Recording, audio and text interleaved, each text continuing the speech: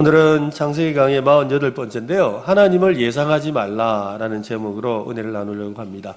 인간에게는 5가지 두려움이 있다고 합니다. 이 죽음에 대한 두려움이 있지요. 또 자율성을 상실하는 것, 그러니까 어디에 매여서 내가 내 마음대로 살지 못하는 것에 대한 두려움이죠. 또 외로움이라는 두려움이 찾아옵니다. 또 질병으로 인한 두려움도 있고요. 또 사람이나 환경을 통해서 느끼는 이 굴욕감, 나를 무시하고 또 나를 이렇게 힘들게 하는 것으로 인한 굴욕감을 느끼는 두려움도 있습니다. 그 두려움 때문에 인간의 몸과 마음은 쇠약해지고 미래에 대해서 불안함을 느끼게 된다고 합니다. 이 두려움은 행복한 삶을 살지 못하게 만들고 또 불행하다고 느끼게 만들지요. 지금까지 지내온 것은 하나님의 크신 은혜라는 것을 알면서도 우리는 질병에 대한 두려움, 또 심리적으로 약해지는 두려움, 그리고 살아갈 일에 대한 두려움 때문에 힘들어하며 있습니다. 지난 시간에 이 두려움과 믿음이 우리 안에 이렇게 공존한다고 했거든요. 두려움이 있다고 믿음이 없는 것이 아니고, 믿음이 있다고 두려움이 사라지는 것이 아니라고 제가 말씀드렸습니다. 믿음과 두려움 사이에서 어느 쪽에 더 힘을 주느냐에 따라서 다른 선택을 하며 살게 된다고 했습니다. 믿음은 두려움보다 더 크신 분을 신뢰하는 것입니다. 우리는 크고 작은 일을 예상하며 삽니다.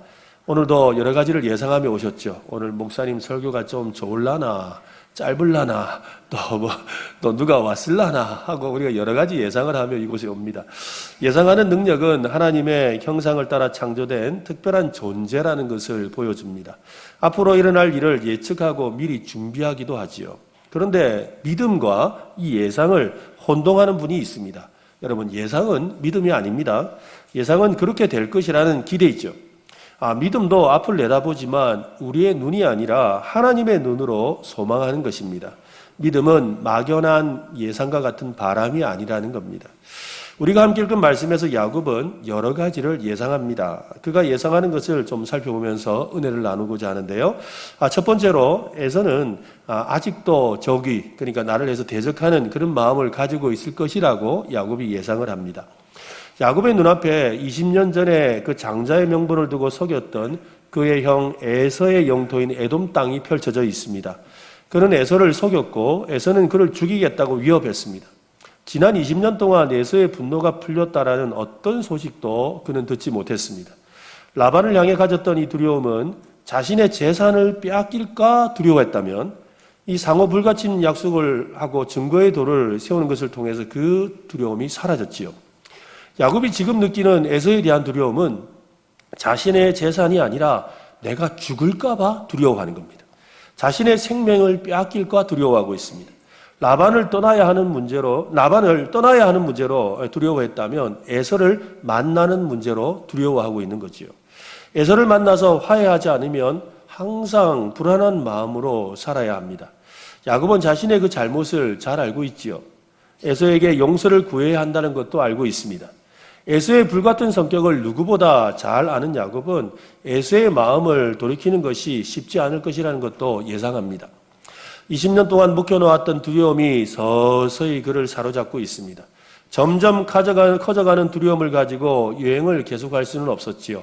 에돔이란 땅, 에서가 있는 땅에 가까우면 가까울수록 그의 마음속에는 에서 하면서 이렇게 막 마음에 에서라는 것이 두려움으로 확 밀려오는 그런 경험을 하고 있는 거지요. 그래서 세일 땅 에돔들에 있는 에서에게 사자들을 보내서 그간의 사정을 말하게 되는데요. 4절과 5절을 한번 보십시오. 그들에게 명령하여 이르되 너희는 내 주 에서에게 이같이 말하라. 주의 종 야곱이 이같이 말하기를 내가 라반과 함께 거류하며 지금까지 머물러 있어 싸우며 내게 소와 나귀와 양떼와 노비가 있으므로 사람을 보내어 내 주께 알리고 내 주께 은혜 받기를 원하나이다 하라 하였더니, 에서와 야곱은 쌍둥이 형제라는 거 아시죠? 쌍둥이 형제입니다. 불과 몇 분 차이로 형 동생이 갈리게 된 거죠. 몇 분도 아니죠. 왜냐하면 형의 발꿈치를 잡고 나왔다 그랬으니까 몇 초 상관이라고 해야 되겠죠. 그 옛날 형을 잡아먹을 듯이 달려들던 그런 야곱의 모습은 지금 보이지 않습니다. 아주 공손한 표현을 쓰지요. 심지어는 내 주께라는 호칭을 사용하는데, 여러분, 아니 몇 초 형님인데 내 주께라는 말 쓰다니 이건 좀 너무하다는 생각이 들지 않습니까? 사실 죽게라는 이 말은 큰 나라의 왕을 아련할 때 쓰는 말이지요. 하지만 핵심적인 메시지가 빠져 있습니다. 그가 아주 공손하게 형님에게 말을 걸지만 핵심적인 메시지가 없는 거죠. 에서에게 용서를 구한다라고 하는 메시지가 없다 이 말입니다. 야곱은 에서가 두렵기는 했지만 에서에게 머리를 숙이며 용서를 구하고는 자존심 상하는 일은 하고 싶지 않았던 겁니다. 에서를 만나고 돌아온 종들의 보고는 더욱 그를 두렵게 만들었습니다. 6절 말씀인데 한 번 더 읽어보겠습니다. 같이. 사자들이 야곱에게 돌아와 이르되 우리가 주인의 형 에서에게 이른즉 그가 400명을 거느리고 주인을 만나려고 오더이다. 야곱은 심히 두렵고 답답했습니다. 에서가 야곱을 만나려고 군사 400명을 거느리고 온다는 소식 때문이지요. 군사 400명. 여러분, 군사 400명을 거느리고 야곱을 만나러 오는 이유가 뭘까요? 왜 그렇죠? 왜 만나러 올까요? 무엇 때문에 그 많은 군사를 거느리고 그의 동생을 만나러 오고 있습니까? 그동안 우리는 창세기 강해를 통해서 그죠? 야곱과 에서의 관계를 알고 있습니다. 그래서 열심히 강해를 들은 분들은 에서가 야곱에게 복수하려고 한다라고 예상하는 분도 있을 겁니다. 야곱도 아마 그렇게 예상한 것 같아요. 군사 400명? 어이구, 날 죽이려고. 이런 생각이 들었겠지요. 에서가 자기를 향해 적의를 품고 있다고 그는 예측하고 있습니다. 그런데 성경에 관한 지식이 전혀 없는 분에게 이 상황을 묻는다면 야곱이 사자를 보내서 에서에게 당신의 동생이 오고 있습니다. 내 주여 그를 빠져주세요 라고 이야기했을 때 에서가 400명을 데리고 온다는 소식을 전해 들었다고 할 때 성경에 대한 지식이 없다면 어떻게 들릴 것 같습니까? 그냥 군사 400명을 데리고 오는 거죠. 그냥 군사 400명 데리고 오는 거예요. 또 어쩌면 에서가 내가 이렇게 군사가 많다고 자신을 과시하려는 것일 수도 있죠. 또 아니면 또 오랜만에 만나는 동생을 반갑게 맞으려고 그렇게 많은 사람을 대동하고 오는 것이라고 할 수도 있습니다. 또 아니면 그를 부모님이 계신 곳까지 안전하게 보호해 주려고 그래서 군사 400명 데리고 왔다고 그렇게 말할 수도 있지요. 누구의 예상이 정답일까요? 누구의 예상이 정답일까요? 야곱을 죽이려고 400명? 야곱을 반갑게 맞으려고 400명? 어느 게 정답일까요? 성경은 그 이유를 오늘 본문에서 말해주지 않습니다. 다음 시간에 그 답을 제가 말씀드리겠습니다. 다음 주에 꼭 오시면 여러분 듣게 됩니다. 네, 오늘은 말 안 하겠습니다. 야곱은 이 군사 400명이라는 말에 겁에 질렸습니다. 야곱은 이 두려움에 사로잡혀 정말 중요한 사실을 잊어버렸습니다. 두려움은 그렇게 사람의 시각을 좁게 만들고 편협하게 만들고 근시안적으로 만들어서 상황을 제대로 판단하지 못하게 하지요. 라반과 헤어지고 다시 여행을 떠날 때 하나님께서 특별한 것을 보여주셨어요. 하나님께서 자기 사자들을 보내서 만나게 해주셨죠. 하나님의 사자는 야곱에게 용기를 주었습니다. 2절 말씀인데요. 한번 읽어봅시다. 2절입니다. 야곱이 그들을 볼 때 이르기를 이는 하나님의 군대라 하고 그 땅의 이름을 마하나임이라 하였더라. 하나님의 사자를 만나는 것은 우연한 일이 아니지요. 하나님께서 의도적으로 야곱에게 보내서 야곱을 만나게 한 겁니다. 하나님은 항상 야곱과 함께 하겠다고 약속하신 분이셨지요.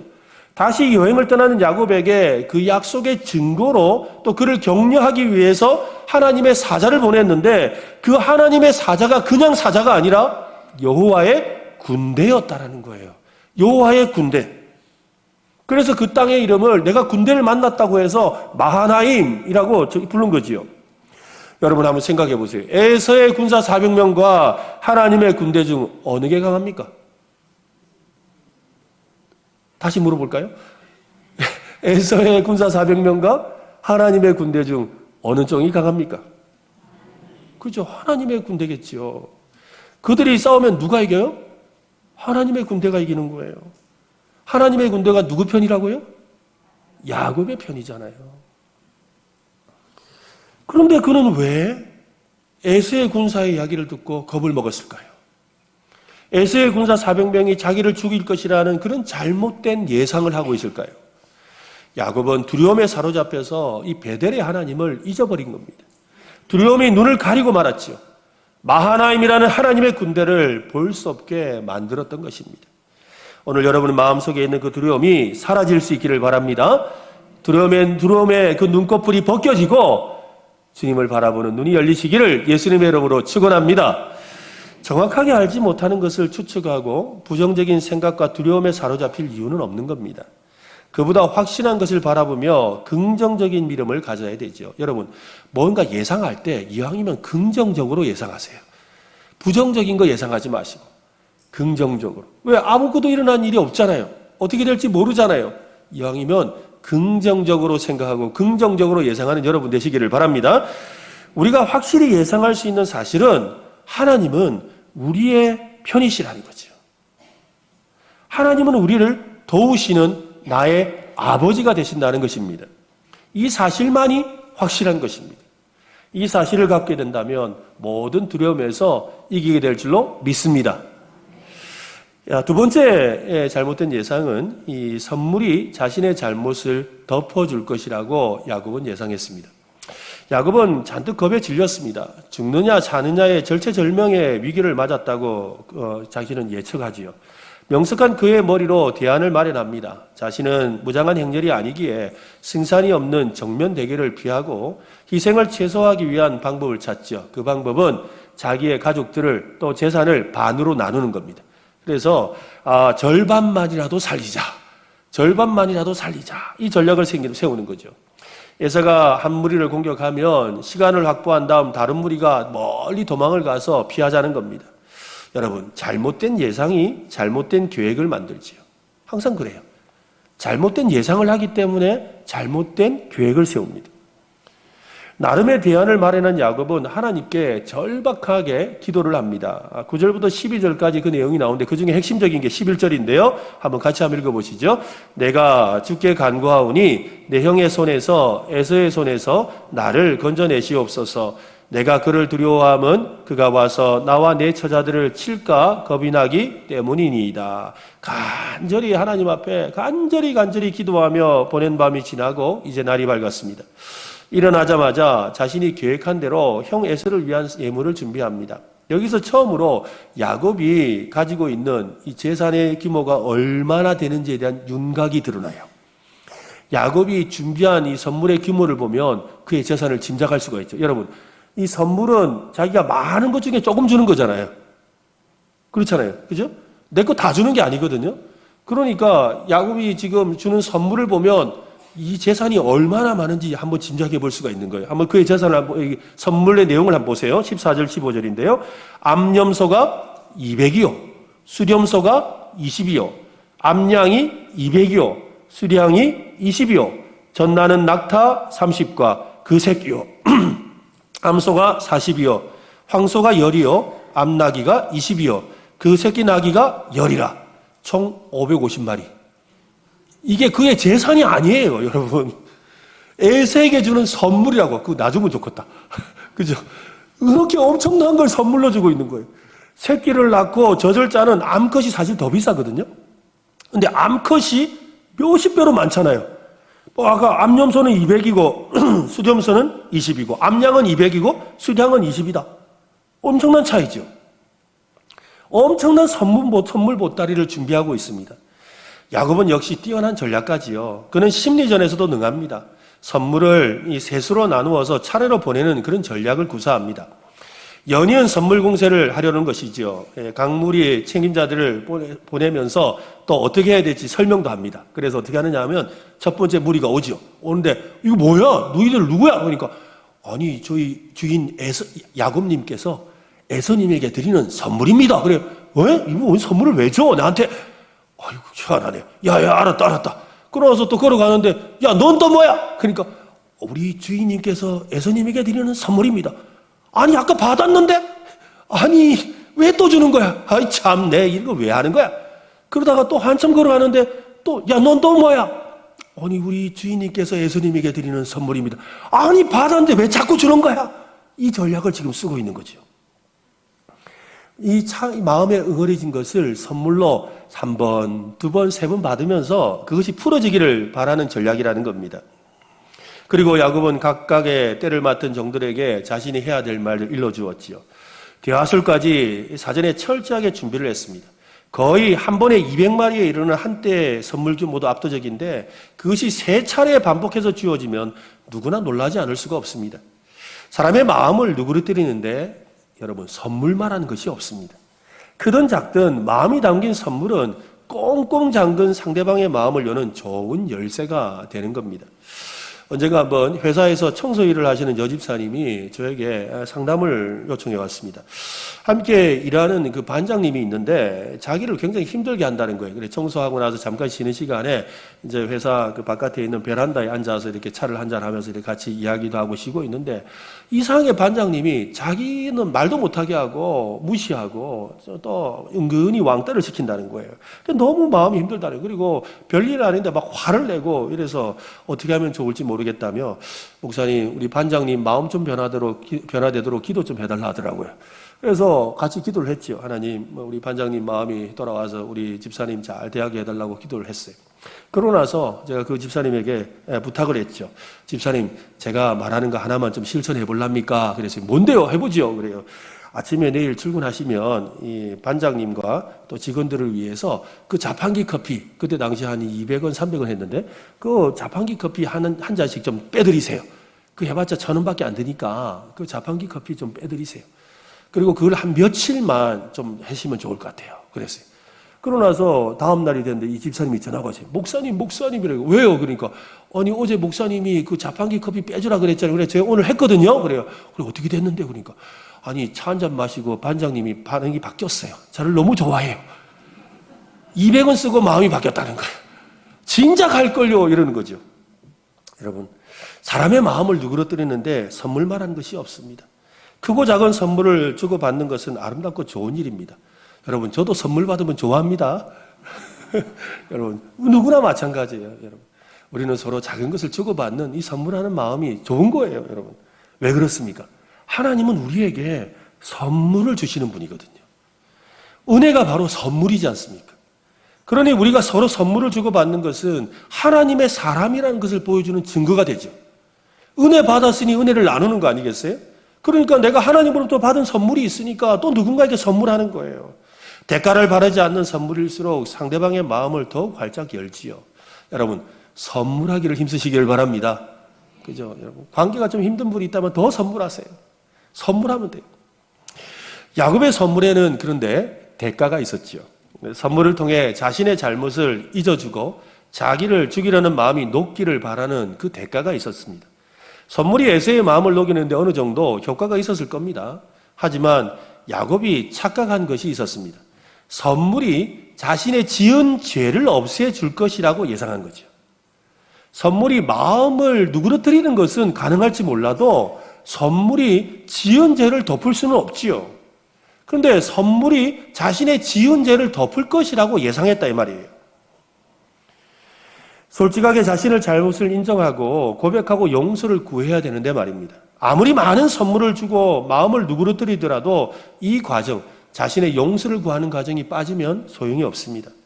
20절 말씀인데요. 한번 보십시오. 또 너희는 말하기를 주의 종 야곱이 우리 뒤에 있다 하라 하니 이는 야곱이 말하기를 내가 내 앞에 보내는 예물로 형의 감정을 푼 후에 대면하면 형이 혹시 나를 받아주리라 함이었더라. 감정을 풀고 푼 후에 라고 번역되어 있는데 원래 뜻은 덮는다입니다. 덮는다. 내 앞서가는 선물로 그의 얼굴을 덮으면 이라고 번역할 수가 있죠. 야곱은 20년 전에 형에게 저지른 그 잘못을 선물로 덮어버리려고 한 겁니다. TV 프로 중에 한문철의 블랙박스 리뷰라는 이 프로가 있습니다. 이 자동차 사고가 일어난 교통사고 난 내용을 이렇게 블랙박스를 보여주면서 설명하는데 가끔씩 운전하는 사람으로서 볼만하더라고요. 근데 한 번은 그 보는데 안타깝고 저도 보면서 화가 나는 그런 사연을 보았습니다. 길을 가던 여자 중학생을 향해서 자동차가 돌진해 온 겁니다.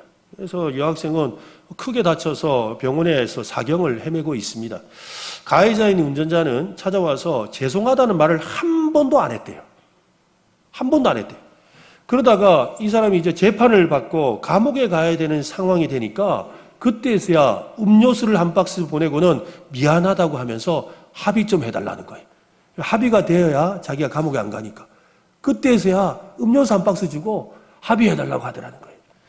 피해자의 아버지는요, 이렇게 말을 합니다. 합의를 하고 말고를 떠나서, 그죠? 찾아와서 아이의 상태를 묻고 미안하다고 먼저 용서를 구하는 것이 사람의 도리가 아닙니까? 그러면서 막 울먹이는 거지요. 참 맞는 말이잖아요. 선물이나 합의보다 더 중요한 것은 용서를 구하는 것입니다.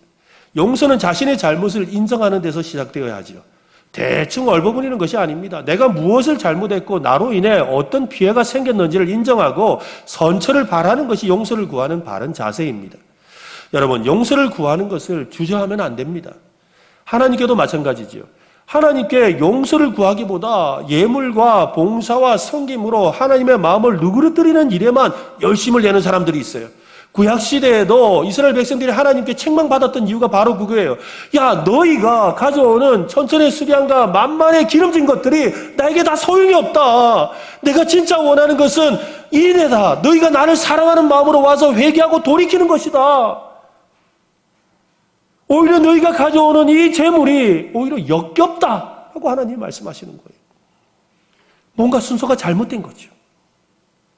하나님의 용서를 구하고 베풀어 주신 은혜에 감사하는 마음으로 우리가 정성껏 하나님 앞에 헌금도 드리고 예물도 드리고 봉사하고 섬기는 거지요.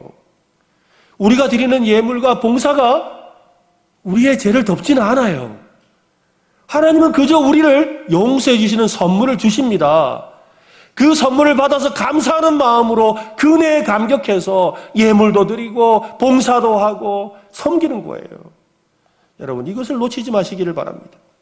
야곱은 잘못된 예상을 했다 이 말이에요. 풍성한 선물이 에서의 마음을 누그러뜨리고 자신의 잘못을 덮어줄 것으로 예상했습니다. 그것은 야곱의 착각이라는 겁니다. 세 번째 잘못된 예상은 내가 예상한 방법으로 하나님이 지켜주실 것이다 라는 겁니다. 야곱은 예상할 수 있는 모든 대안을 철저하게 준비했습니다. 야곱에게는 기도도 자신이 할 수 있는 여러 가지 대비책 중에 하나일 뿐이었지요. 야곱은 하나님께 무엇을 해야 되는지 묻지 않았습니다. 자신이 계획에 맞추어서 하나님께서 일해 주시기를 구할 뿐이에요. 그러니까 자신의 많은 계획 중에 하나가 기도였어요. 이게 중요해요. 우리도 그럴 수가 있어요. 많은 계획 중에 하나, 기도하는 것도 넣기. 이런 거예요. 그렇게 했다는 거죠. 좀 더 정확하게 말하면 도움을 위해 기도했지만 하나님의 뜻을 구하지는 않았어요. 하나님이 에서의 손에서 자신과 가족과 재산을 지켜주실 것을 믿었습니다. 그 방법에 있어서는 자신이 세운 계획대로 일해 주실 것을 예상하며 기도했다는 말이죠. 우리는 그런 기도를 드릴 때가 많지요. 우리도 예상하잖아요. 하나님이 이렇게 해 주실 것을 예상하고 기도할 때가 얼마나 많습니까? 그리고 내가 예상한 대로 하나님이 일하셔야 한다고 그렇게 믿고 있지요. 그것은 올바른 기도가 아닙니다. 야곱은 지금까지 자기가 예상한 대로 살지 못했습니다. 예상한 대로 만약 그가 살았다면, 자신이 계획한 대로 살았다면 하란에서 20년이나 보내지 않았을 겁니다. 아내와 첩을 4명이나 갖지도 않았을 겁니다. 12명이나 자식을 낳지도 않았을 겁니다. 그토록 많은 재산과 가축과 정을 소유하는 부자가 되지도 않았을 겁니다. 세상은 예상대로 살 수 없는 것이지요. 성경은 이렇게 말씀합니다. 야고보서 4장 13절과 14절에 보면 들으라, 너희 중에 말하기를 오늘이나 내일이나 우리가 어떤 도시에 가서 거기서 1년을 머물며 장사하여 이익을 보리라 하는 자들아, 내일 일을 너희가 알지 못하는도다. 너희 생명이 무엇이냐? 너희는 잠깐 보이다가 없어지는 안개니라. 언젠가 한번 기독학교를 이렇게 운영하고 계시는 교장 선생님을 만난 적이 있습니다. 그분으로부터 자신의 집안의 가운데 가까운 친척 중에 있었던 안타까운 이야기를 듣게 되었습니다. 물론 오래전의 이야기지만 우리에게 여러 가지 생각할 거리가 있는 이야기입니다. 자기 친척분 중에 아주 부자인 분이 있었대요. 당시에 서울의 도남동이라는 곳에 으리으리한 저택을 짓고 살고 있는 분이었는데요. 남편은 공부도 잘해서 서울대를 나와서 유명한 법관으로 당시 이 고등법원의 이 부장 판사로 있었답니다. 부모님으로부터도 물려받은 재산이 많아서 떵떵거리고 살만한데도 이분들이 얼마나 구두쇠처럼 살았는지 아끼는 사람들이었어요. 큰 저택에 얼마나 많이 쌓아두고 버리지 않고 모아둔 물건이 많은지 무슨 박물관 창고 같은 그런 기분이었대요. 근데 매사에 악착같이 모으다 보니 구부러진 못 하나 있어도 그거 운전기사 시켜서 펴서 다시 쓸 정도였다는 거예요. 그만큼 악착같이 모으고 쌓고 살았는데요. 어느 해 겨울 이 성탄절이 다가와서 그 집에 이 여주인이 이 수년 동안 이렇게 버리지 않고 쓰던 이 성탄트리를 꺼내가 전등을 달고 장식을 했습니다. 근데 얼마나 이 전등이 오래되었는지 전선이 낡아서 합선이 일어난 거예요. 전선이 낡아서 합선이라는 거죠. 그래 밤에 자고 있던 둘째 아들이 일어나서 거실에 나왔는데 보니까 연기가 자욱하고 불이 붙어 있는 거죠. 놀란 아들은 부모님을 막 깨웁니다. 아버지 어머니 불났어요 불났어요 그렇죠. 그러니까 부모님이 나와서 보니까 막 거실에 연기가 자욱하니까 얘 안 되겠다 안 되겠다 그 베란다 문 좀 열어라 그랬어요. 근데 베란다 문을 여는 것이 잘못이었어요.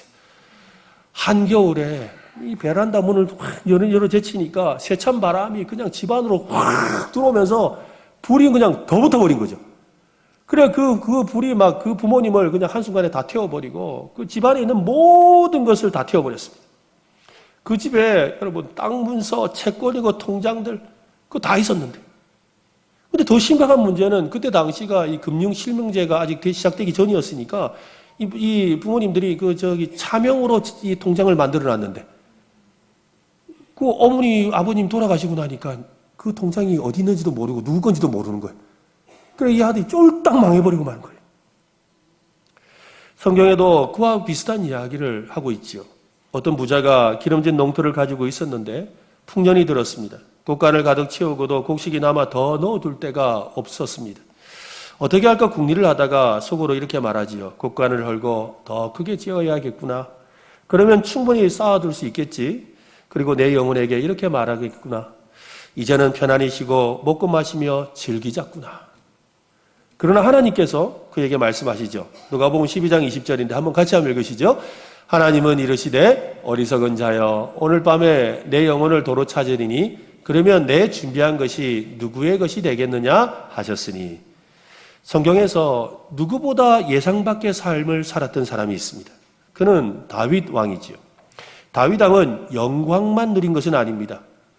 영광을 누리기 전에 깊은 수렁에 빠져들기도 했고 다시 높은 곳으로 오르는 것처럼 보였지만 또 절망의 구렁텅이로 내몰리기도 했어요. 그의 인생은 전혀 예상 밖의 인생을만 살았다고 해도 과언이 아니지요.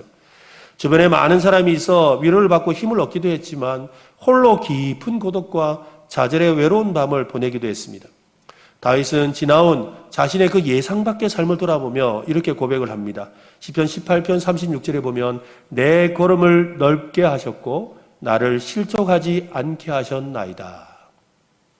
사람이 크게 넓게 보폭을 하고 걸을 수 있는 길은 결코 좁은 길이 아닐 겁니다. 데려와야 그렇게 걸을 수가 있지요. 좁은 길일수록 돌뿌리와 각종 장애물이 있는 길일수록 조심스럽고 조금씩 걸을 수밖에 없습니다. 그러나 평탄한 길은 보폭을 넓혀서 걸어도 문제가 안 되지요.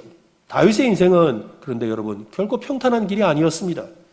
실족할 만한 장애물이 없는 길도 아니었죠. 그는 죽음의 고비를 여러 번 넘겼고 자신의 아내를 빼앗기기도 했고 또한 도망 다녀야 됐고 심지어는 자기 아들에게 공격받고 죽을 위기에 빠져서 도망가는 일도 있었던 사람이었습니다. 그러나 그의 인생은 자기가 돌아보면서 자기의 인생의 걸음을 당당하게 크게 걸었다. 크게 걸었다라고 고백하고 있지요. 어떻게 그럴 수가 있었을까요? 내가 사랑하는 하나님, 나의 하나님이 함께 하셨기 때문입니다. 그는 힘주어서 시편 18편에서 이렇게 고백을 하는데요. 나의 힘이신 여호와여 내가 주를 사랑하나이다. 우리 같이 한번 읽어볼까요? 시작. 나의 힘이신 여호와여 내가 주를 사랑하나이다. 여러분 그 노래 아시죠? 나의 힘이 되신 여호와여 내가 주님을 사랑합니다. 주는 나의 반석이시며 나의 요새시라. 여러분 그렇습니다. 여러분. 하나님은 나의 힘이십니다. 그죠? 하나님은 나의 힘이시라는 거예요. 그 하나님이 저의 하나님이고 여러분의 하나님이고 우리의 하나님이십니다. 야곱은 여러 가지 예상을 했지만 그대로 되지 않았지요. 오늘 야곱의 세 가지 예상을 살펴보았는데 그가 예상한 것 하나도 적중하지 못했습니다. 예상대로 되는 것보다 하나님 뜻대로 되는 것이 더 좋습니다. 여러분 혹시 우리 중에 내가 예상한 대로 되지 않아서 실망하고 실족하고 있지는 않습니까? 내가 예상하는 것들이 제대로 되지 않아서 답답해하고 있지는 않습니까? 하나님의 뜻대로 이루어질 것을 믿으시기를 바랍니다. 그죠? 예상대로 되도록 기도하는 것도 좋지만 하나님의 뜻이 이루어지도록 기도하는 것이 더 좋습니다.